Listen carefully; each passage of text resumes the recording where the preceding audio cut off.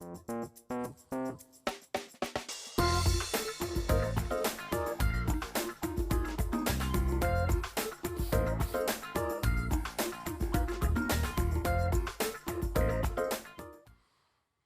good morning and welcome to this week's Market Carver.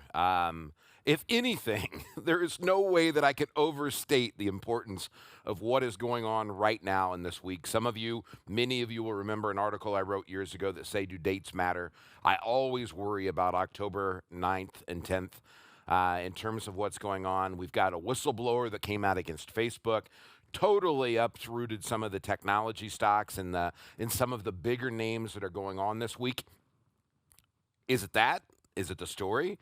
Or is it the seasonality of what's going on in the market? And of course, we always have the Federal Reserve in action as they're laying out their tapering line, meaning when are they going to remove buying the stocks? This is the thirdly month, so it is important for us. And for those of you unaware of what a thirdly is, twice a year, used to be 3 times a year, hence the name.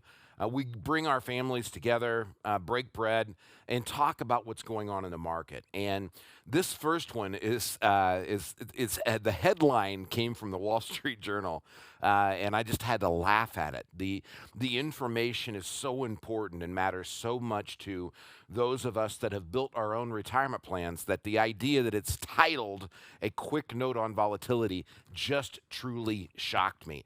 We're going to spend most of our time on the first 2 points. Then we will wrap this up, but they are important to get. Now, this is a busy, busy chart, but what it's showing you is in 1995, if you were going to retire and you had an expected return of 7.5%. Now, again, I don't buy into all of these numbers. I didn't teach that when I taught at Purdue. I didn't buy into it when I was a CFP, but academically, this is what is believed to be true. Your expected return in 1995 was 7.5% with 100% of your money invested in bonds. And I think we still have people that have that mentality that are out there today that they can get a return somewhere near that with a 6% standard deviation. In other words, and the amount of volatility, that's why we're talking about volatility and retirement income on this slide. By the time we got to 2005, in order to have that same return, and the biggest part of this was because interest rates had fallen. But by the time we got to 1995, your standard deviation had risen to 8.9% to have the same rate of return. Now, when Adam and I talk and the planning team talk to you about what your distribution rate can be, it's because of the next chart. And you fast forward to 2015, Adam and I would argue today is even worse. The only way to have a 7.5% return is to drop your bond exposure to 12% and begin to have this basket, if you will, of other equities with higher levels of volatility, almost 3 times the level of volatility that you saw 20 years ago in 1995 compared to the 2015 chart. Things have certainly changed. Fortunately, our processes, our discipline, the way we do it at the Financial Enhancement Group have kept up, but this is one of the components to the thirdly that Adam is really going to address, and it's one of the things you really need to understand if you're out there still trying to serve as your own fiduciary, looking at retirement income. The world simply has moved faster than most people think. Now, I found this to be an interesting chart. I'm kind of a history guy, right? So when we look at the red line is what happened after 2007, the amount of GDP drop, if you will, over an extended period of time. So we're going to talk about 13 or 14 years here, I guess, as we worked our way out of the crisis. So the drop was not near as extreme as what you see in the blue line, which was actually the Great Depression. And you can see that huge GDP drop per person. What was interesting is this, and it is an important concept to understand where we are economically right now as we go through the inflation and the deflation conversations. I spent 45 minutes on the phone this week with Harry Dent. Many of you will remember that from the demographic side, talking about where we are and what's really happening with the Federal Reserve's intervention into our financial system. But you can watch that great drop back in 1929 going into the Great Depression. And it over the period of time, over the 11 years, truthfully, the Great Depression actually recovered more per capita, GDP-wise, than we have over the extended period of time from 2007 to today.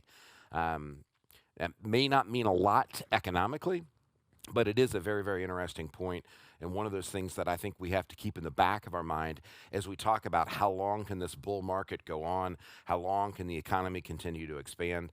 There's a lot of moving parts that are in there. When we get into small caps, this is from Andrew's work on our chartered market technician. Bottom line is the large caps are rolling over to a large degree. Again, we talked about Facebook and some of the challenges that it's having.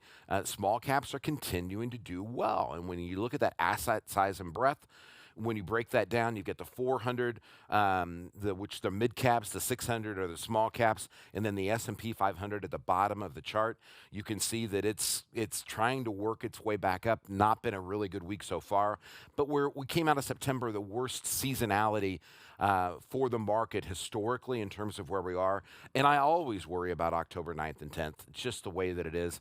There seems to be something that happens around this period of time that we need to be aware of and be cognizant of as we go forward. Crude oil, we get a lot of questions on what's going on inside of there.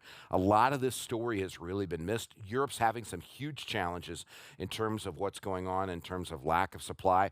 OPEC met again, essentially agreed to a $400 million barrel increase. I said dollar, but 400 million barrel increase. But they're still going to try to keep this price to where they can, if you will. But there are a lot of challenges that are build up into the system in terms of where we are. From a seasonal perspective, crude oil should start to be going back down in price right now. The red line is obviously where we are. We will see if it continues its normal pattern of life. Hey, if you want more, don't forget to join the radio program. Consider this program or wherever you listen to podcasts. Really excited this week. I've got essentially a behavioral finance, the psychoanalyst coming on the program that we're going to talk to about how to think about our money and have a more abundant life.